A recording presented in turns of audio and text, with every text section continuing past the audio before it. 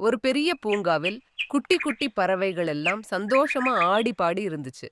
அங்க பச்சை நிறத்துல ரொம்ப அழகா ஒரு கிளிக்குஞ்சு வாழ்ந்துச்சு. கிளிக்கு ஒரே ஒரு ஆசைதான், மத்த பறவைகளை போல அழகா பாட்டு பாடணும் அப்படின்னு. ஆனா அது பாட்டு பாட முயற்சி பண்ணும்போது வெறும் சத்தம் மட்டும்தான் வந்துச்சு. கிளிக்கு ரொம்ப சோகமா போச்சு.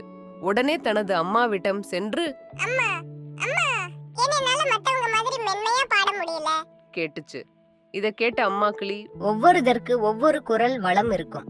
அதுபோல நீ உன் சொந்த குரலை கண்டுபிடிக்கணும். சரி அம்மா என்று கூறிய குட்டி கிளி அதிலிருந்து தன் குரலை தினமும் பாடி பழக ஆரம்பிச்சுது. கிளியோட கீச் கீச் சத்தம் கேட்க கேட்க இனிமையாக மாறியது. மத்த பறவைகளுக்கும் மற்றும் பூங்காவுக்கு வந்த குழந்தைகள் எல்லாரும் அந்த இசை ரொம்ப பிடிச்சு போச்சு. ஒரு நாள் ஒரு குழந்தை இந்த கிளியோட பாட்டு தனித்துவமா ரொம்ப அழகா இருக்கு சொல்லி மகிழ்ச்சியாக கைதட்டுச்சு. இத பார்த்த குட்டி கிளிக்கு ரொம்ப சந்தோஷம். அது தனக்கான குரலை கண்டுபிடிச்சிருச்சு. அப்போது அந்த கிளிக்கு புரிஞ்சது, மத்தவங்க மாதிரி பாடுறது முக்கியம் இல்ல, நம்மள நாமளே நேசிக்கணும்னு புரிஞ்சுக்கிட்டு கிளி ரொம்ப மகிழ்ச்சியா தன் பாட்டை பாடுச்சு. நீதி, நாம யாருன்னு தெரிஞ்சுக்கிட்டு நம்ம தனித்தன்மையை நேசிக்கணும். அதுதான் உண்மையான சந்தோஷம்.